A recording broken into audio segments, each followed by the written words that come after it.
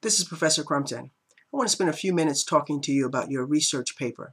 As you start this week's assignment, looking for articles and beginning to format them in APA format, I want to just talk to you for a moment about the importance of secondary data. You should always start a research project, a research paper, by looking for and examining secondary data.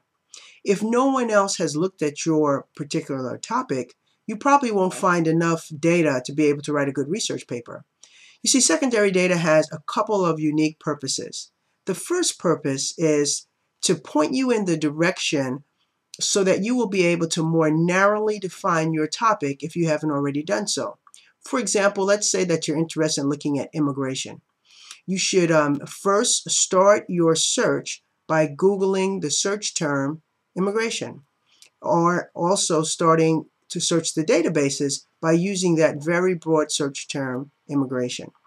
And as you pull up what I'm sure will be hundreds of articles, if not thousands of them, it'll give you an idea, first of all, of how much secondary data is out there.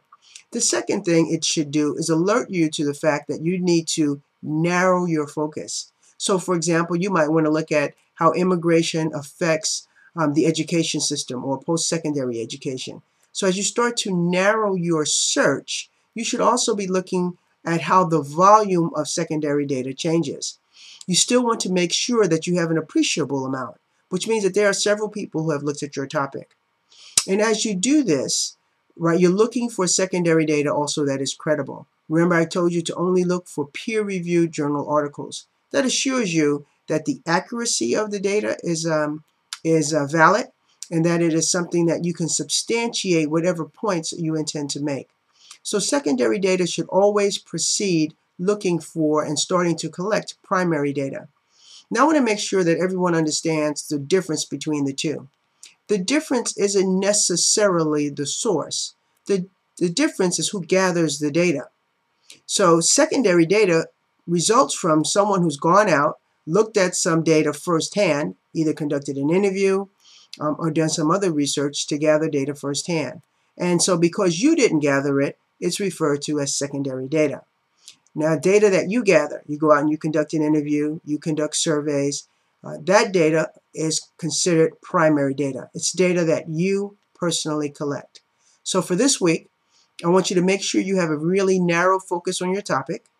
Make sure that the secondary data that you gather are from peer-reviewed journals. No books allowed, no popular magazines allowed. Make sure nothing's older than 3 years, and of course everything must be at least 5 pages. Now, when you get ready to show your references, to show your articles, put them in APA format.